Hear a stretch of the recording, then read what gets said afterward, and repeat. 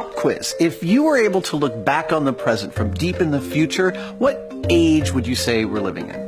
Is this a trick question? I mean, I want to say information age, but it seems too obvious. Can I say more than one age? Yeah, I think it is safe to say that we are living in more than one age. From the beginning of humanity, we've seen prevailing technologies marked with milestones. The Stone Age, the Bronze Age, the Iron Age, all occurring many thousands of years ago. Man's mastery of these materials has defined us. But by that metric, the last couple of hundred years have seen a flurry of ages. The steam age, the industrial age, the atomic age, the television age, the space age, to name but a few. But those are not the answers I was looking for. Is that a clue? Yes, it is. I think that this age could be classified as the Glass Age. That's not what I was thinking. I know. So how are we in the Glass Age? Well, let me put it to you this way. Can you imagine a world without glass? Now, I don't want a cheeky answer. I want you to really think about it. Okay, no. I can't imagine the world without glass. Exactly. Glass is really quite extraordinary. Without it, many of our major accomplishments would never have happened. Glass has a deep and complex history, and as a material, it has properties and characteristics that we are only just beginning to understand. We look right through it and think of it one-dimensionally. Most of us think of glass as a fragile, brittle thing that, if not handled correctly, will break in a spectacular fashion. So you're going to break that to make a point? Indeed. Can I help? Yes, you can.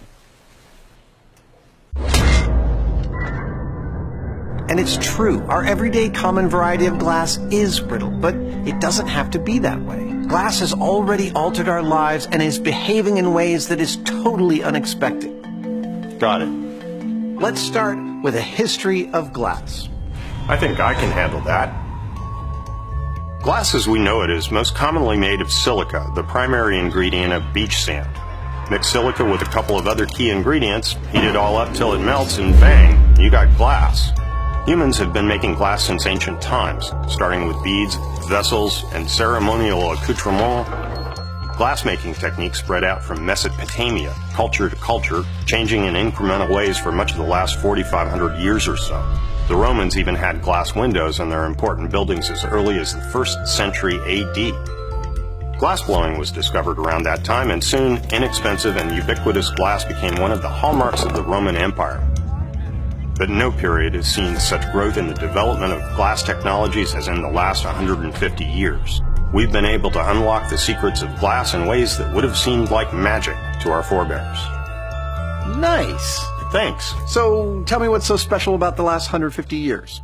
Well, several things. In that period, technology evolved at an exponential rate. With that came tools and processes that enabled advancement across all material sciences. The leader in glass material science was, and still is, an upstate New York glass company that started out in the mid-1800s, Corning Incorporated. One of their first products was a toughened glass lens for railroad signal lanterns that offered two radical improvements over any other lens of that time. It could be produced in a consistent color, and more importantly, it didn't break when rain hit the hot glass.